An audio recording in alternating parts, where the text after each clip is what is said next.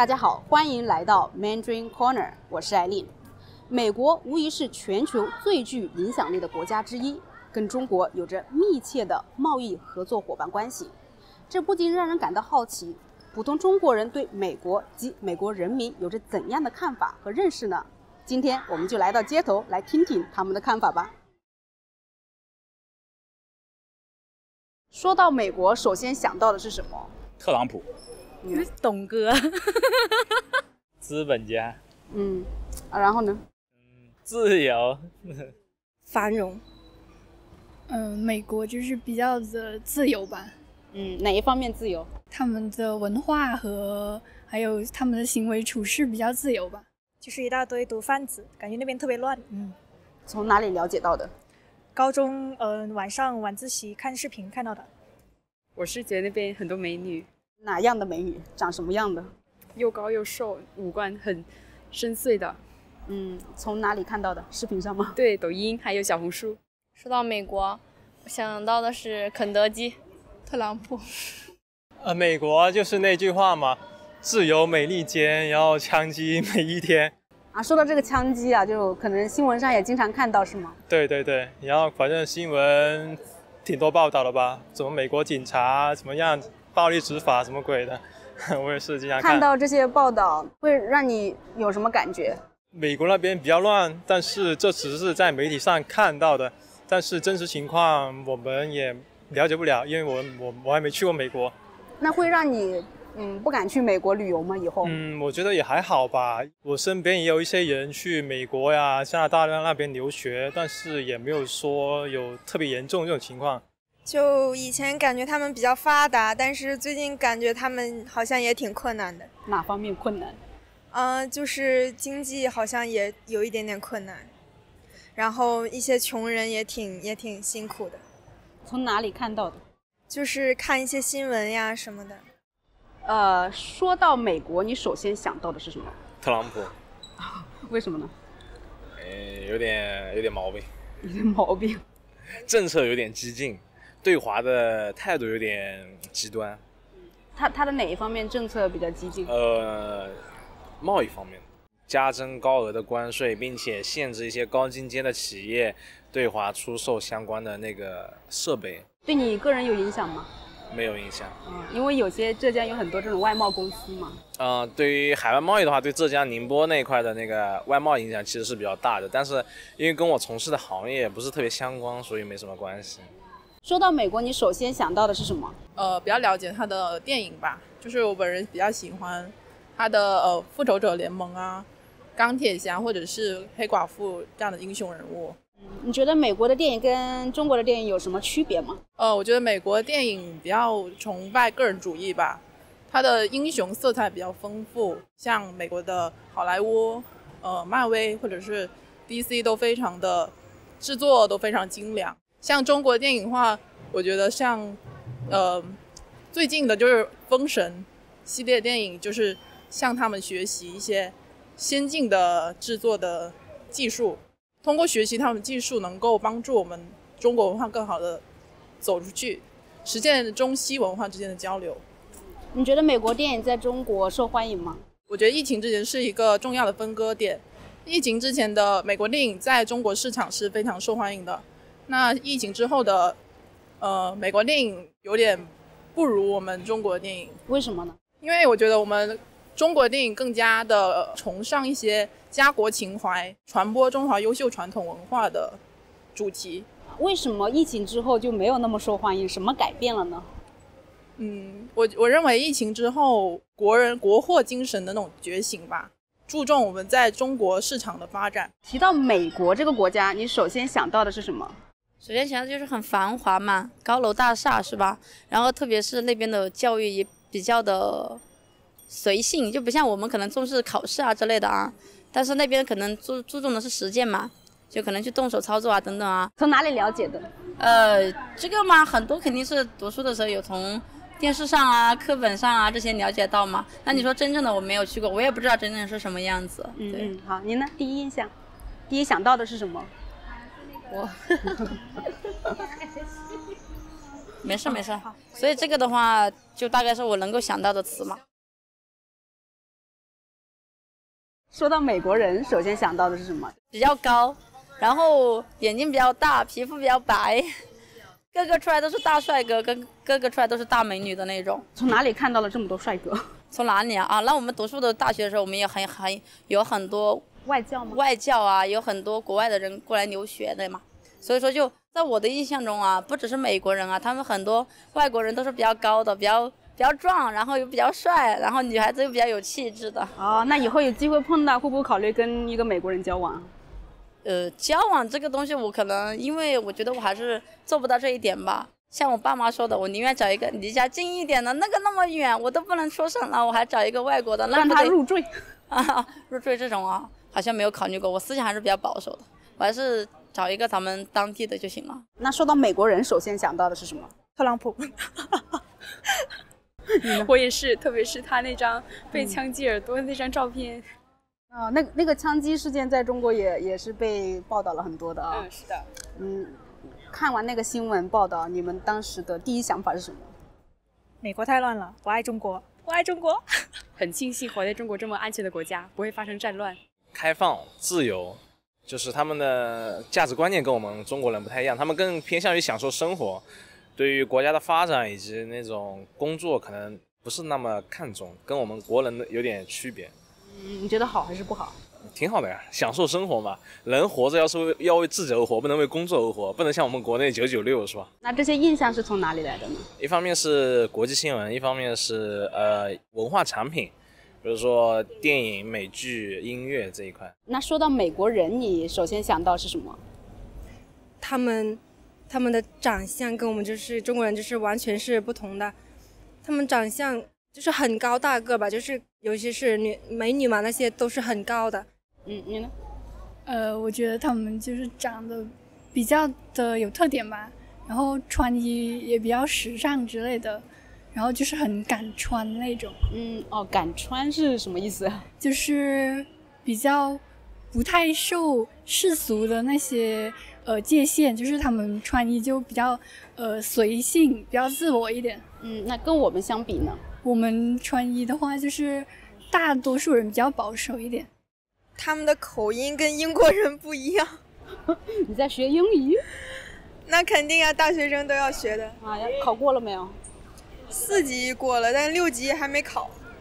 觉得英语难吗？平常生活中还是用中文用的多，然后单词背了又忘，所以还是有点麻烦。那你觉得美式英语更好听懂，还是英式的更好？英式的听起来，有一种很贵族的感觉；美式的听起来就比较的口语化的感觉，嘻哈一点那种。你这个嘻哈。那说到美国人，首先想到的是什么？还是特朗普吗？除了特朗普还有别人呢？奥巴马。好吧，你呢？我会觉得比较胖，给人一种感觉身材很臃肿，爱吃甜食。从哪里了解到的呢？网络啊、电视、书刊都有吧。比较开放吧。哪一方面的开放呢？文化呀、风俗各方面。有碰到过美国人吗？碰到过。就从跟他们的互动当中，你觉得中国跟美国有没有什么文化差异，有不同的地方吗？就是他们的言行举止之中就会比较亲切随和，容易相处一些，而中国人比较内敛吧。可能比较 open 一点，然后鼻梁比较高，性格比较豪爽之类的。open 哪一方面 open？ 两个陌生人就可能会突然的因为一些事情打招呼，或者聊起自己的姓名或者什么，聊得很嗨，可能就会这样吧。但如果在中国的话，可能这种情况就比较少见了。美国人有没有哪一项性格特质是你比较欣赏跟喜欢的？我觉得美国人说话可能比较利索一点，然后反正就是性格比较豪爽嘛，比较热情，可能就这样吧。比较随性。在什么方面体现呢？对于陌生人嘛。这跟中国人有什么区别吗？中国人更害羞一点。美国人有没有哪一项性格特质、文化是你们比较喜欢的？带个口音的。带个口音。南宁口音。就是比较奔放的那种感觉，很开放啊，就是说什么都可以说的那种，桂林口音。很多东西都可以跟他去说啊，他们也不会就很认真生气什么。你呢？我觉得思想比较自由吧。哪一方面体现？言论，特别是我对他们那个称呼，他对自己的长辈一般都不会称呼爷爷奶奶、爸爸妈妈，直接呼名字，对，让我觉得很震惊我的三观。我会觉得，因为我从小受的教育就是这个阶级，也不是阶级吧，应该叫做长幼秩序是非常严谨的，就打破了我对这种的传统印象。特别开放，然后特别乐观教育方式，我挺喜欢的。虽然我也爱中国啊，哪种教育方式？时刻不忘爱中国哈，就是比较宽松自由。那跟中国有什么区别吗？中国太过紧。你呢？跟他同样的想法，只是教育方式我会更喜欢他们那边。以后你有孩子，你会像他们那样教育孩子吗？哦，并不会的，因为我也希望我孩子跟我吃一样的苦，毕竟我不希望他以后过得跟我一样苦，但是该吃的苦他还是要吃的。这样我印象深刻的应该是奥巴马吧，就是他的演讲非常激动人心，非常澎湃。他们的人都是非常的外向，就是想做什么就去做什么，很勇敢。他们敢于冒险之类的，就是比如那种个高空啊，就是人家就是去跳伞吗？啊，很勇敢，就是相比我们中国就是比较大胆。你敢去吗？我不行，我真的不行。你呢？我觉得他们就是比较自信吧，然后就是不太在意别人的一些眼光什么的，凡事看得很开，然后觉得活在当下。我跟他差不多，我感觉就是他们思想上会很开放，然后没有我们这么多的烦恼什么的。我觉得他们比较的崇尚自由吧，虽然相对而言自由肯定是要有限度的嘛，肯定不能完全的自由，但是有时候国人的束缚也是有一点点多的感觉。那你觉得完全的自由有什么问题？完全的自由一定会导致强者对弱者的剥削。开放怎么表现的？哪一方面的开放？就比如说交流啊，然后还有他们一些说话的方式不会那么含蓄啊，直接，可能对比较直接一点。那像我们讲话可能，比如说你夸我漂亮，我可能会很谦虚的说，哎呀我不漂亮，我一般了。但是人家国外人就对我就是很漂亮啊，就像他们这种交流方式是比较喜欢的。你很漂亮啊，谢谢。那美国人有没有什么样的性格特质是你不太喜欢，或者是让你不舒服的？就是他们送礼物的话就直接打开了，这个是有这个情况。我们中国人比较内敛，像送红包啊，还有送礼物的话，都是回去之后再打开。你有经历过吗？经历过，就过年的时候嘛，拜年了。拜年。然后你当时是什么感觉呢？就我比较震惊吧。我作为一个我们当地人哈，我还是有时候某一些点是比较传统的，可能对于说到一些关于一些两性的问题，性方面的，对，我可能会比较的含蓄，我可能不太喜欢这个点。他们领导者没什么人性感觉，哎呀，没有人性。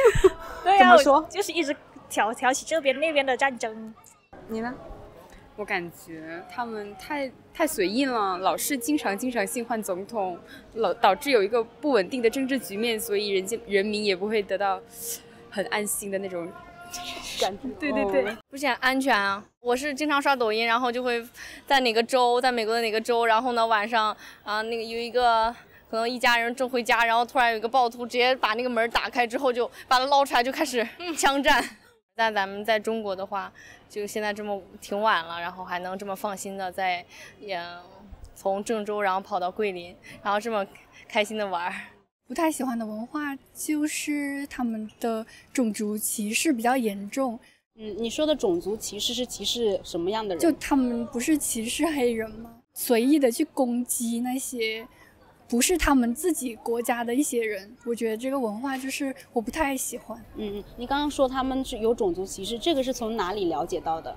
就是新闻上啊，他们不是有那个枪杀案嘛，然后他们会随意的去攻击那个是犹太人吗？我说的应该没错吧？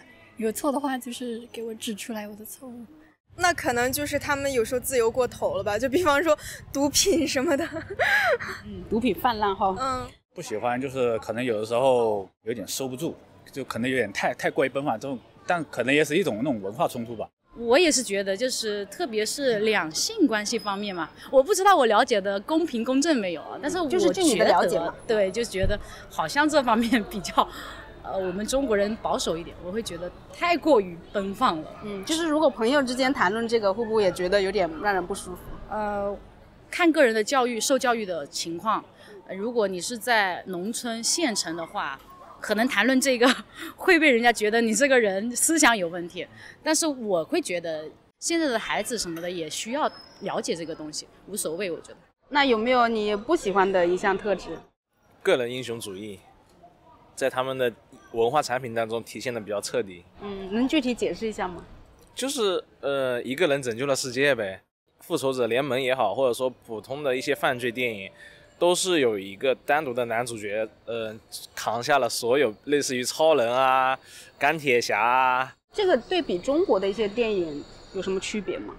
中国的电影更讲究一些团结吧，比如说像那种抗日战争的一些电影，包括那个像这几年的长津湖、志愿军，都是讲究一个集体的一个荣誉和一个团结。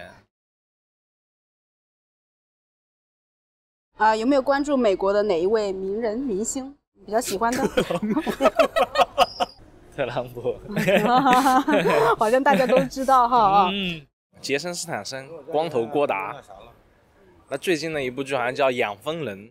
觉得美国的电影怎么样？挺好的。平常看得多吗？看得多，真挺多的。有没有比较推荐的一部电影？那你要说是经典的话，那《教父》。三部曲是吧？我挺喜欢那个基努里维斯的，他以前演《黑客帝国》，现在最近演的那几部电影叫做《极速追杀》。泰勒·斯威夫特没有。为什么喜欢他？喜欢他哪一首歌？挺多的吧。哎，你不是没有吗？希望我回答他的。我还记得了。哎，好像中国人蛮喜欢泰勒·斯威夫特，为什么呀？好看，然后又唱歌又好听。你不是不喜欢的吗？他喜欢我也喜欢，是真爱。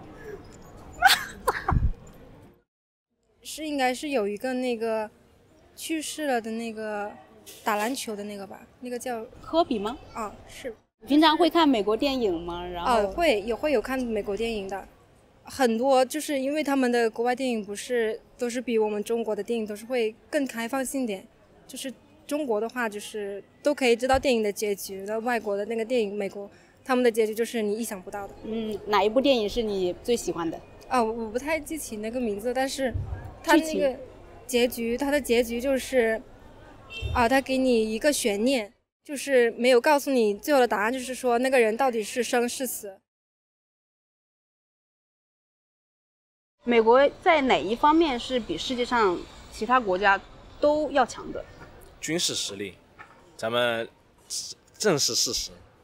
包括一些经济能力，包括一些金融能力，它可以通过加息在降息收割全球的资产。对于他们在科技这方面，确实人家的很多东西确实比我们更先进一点嘛。有没有用过美国产的某个产品？苹果手机倒是用了，因为苹果手机嘛，公认的嘛，现在基本上像我们的学生干啥的，人手一台。人手一台，哇，这么有钱的吗？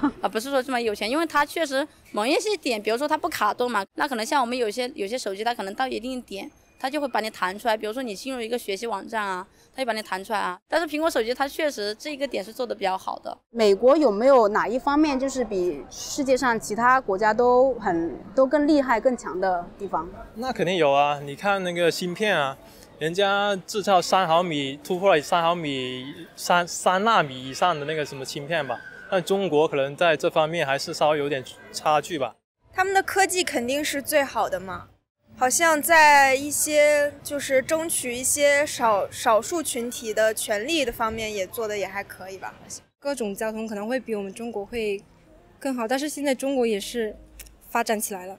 哪一方面做得很好？那应该就是他们的学校教育方面吧，比较听取就他们小孩的意见，然后培养他们的兴趣爱好之类的。我觉得这个方面还是可以的。感觉他们在科技研发，可能科技方面吧会稍微那个啥一点点。我跟他一样。军事，我觉得是创造方面，创造力。对。哪一方面体现呢？科技方面吧，这些都是比较厉害的。平常有用到美国的产品吗？苹果电脑、苹果手机，这个也可以算是吧。但是目前已经变小米了。我们都用华为、用回国产了是吗？对，是因为便宜还是因为是国产？因为是国产。我觉得性价比不高，苹果，它好多人那个电话录音都没有，影响工作。不方便啊。影响我做牛马了。这个它的个军事方面吧，就它总能让其他的大国陷入一种僵局。美国有没有做什么事情是让世界上很多人都不满或者是不喜欢的？技术打压之类的吧，挑起战争之类方面的一些事情吧，反正就是很多种事情都不太受全世界的就是他们的支持，就是引起矛盾什么的，就是这个方面最不喜欢。就随便一个导弹就把这个国家给整没了。哪一个？最近嘛，以色列那边吗？老是经常挑拨离间。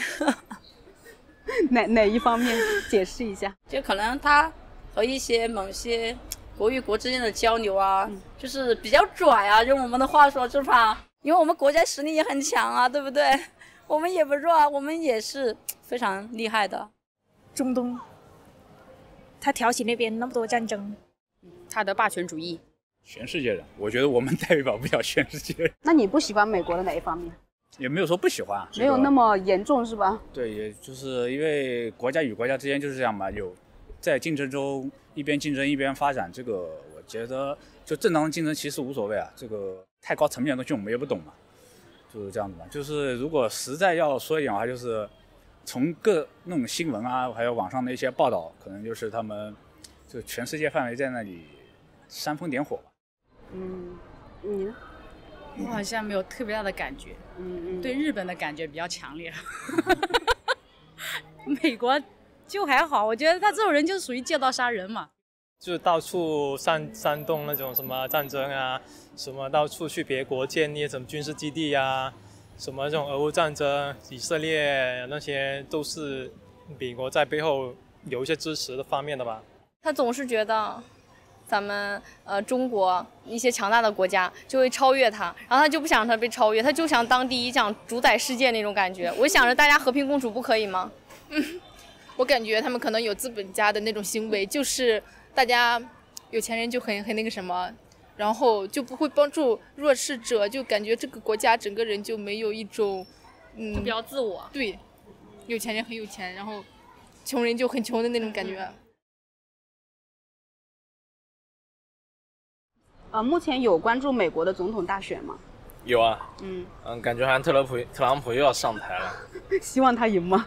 我们没有说什么希不希望，只能说无论是谁上台，对华的政策肯定都是不友好的。你刚刚说可能特朗普又要当了，你为什么会觉得他可能会赢？当然了，这就要说回一点美国人的，我个人认为的问题啊。就是他们对于美国总统的选举好像有点随意，就类似于选了一个疯子上台呗。你觉得为什么他们要选一个疯子上台呢？当然，站在他们的利益角度来看，也是最正确的，因为特朗普他选择的一些贸易政策都是对本国的国民最有利的。希望贸易制造业回流嘛。以前制造业大国是被我们中国所占据了主要的市场份额，是吧？中国制造出口海外，影响了美国人的就业和一些民生。那特朗普选择这样的政策无可厚非，哪位总统都是得为自己的国家利益做选择的嘛。有啊，我就刷到，我也刷到过。那个叫谁，他给他们发那个好多钱，说选我。然后抖音上有说我想去美国，快点把我送到美国。好像是不是特朗普还在那个什么麦肯德基？对，麦当劳。美国的总统大选在新闻上也到处在报道嘛，你有关注吗？偶尔会看到啊，但是没有特别关注。那你对特朗普的印象是什么？第一印象是一个帅大叔。哇，那他听了肯定好开心。我觉得吧，这个人太红了，只能说太红，人红是非多是吧？不是，是那个红，中国红。这样吧，中国红，对中国好吗？对。如果不带政治倾向去谈这个人，我觉得他蛮可爱的。他不是搞了一个什么跳那个怎么搓澡舞吗？啦啦啦啦那个，哦，好好笑，好可爱呀！他那个发型吹乱了会，我觉得他外表虽然很滑稽，但是他自己内心肯定有自己的想法。我感觉他也挺强大的哈，大家有时候一些评论啥的，然后也很开朗那啥哈，能面对。称他为建国，意思就是说他是咱们中国派去的间谍，因为他总是在干一些看似就是帮美国，然后实际上那个啥的。你们对特朗普怎么看？我支持他。为什么？因为他爱中国，他经常宣传很多中国很好的东西，而且面相比拜登好一点。我觉得他比较搞笑吧，我也挺支持他的，主要是他比较有喜感，就他的笑话特别多。比如说呢？就是那个枪击事件，还有经常网上刷到那些抖音 AI 合成的视频，就很有喜感，很好笑。特朗普认识吗？认识。觉得他怎么样？有时候感觉挺聪明的，有时候感觉有点笨笨的。啊？为什么觉得他笨笨的？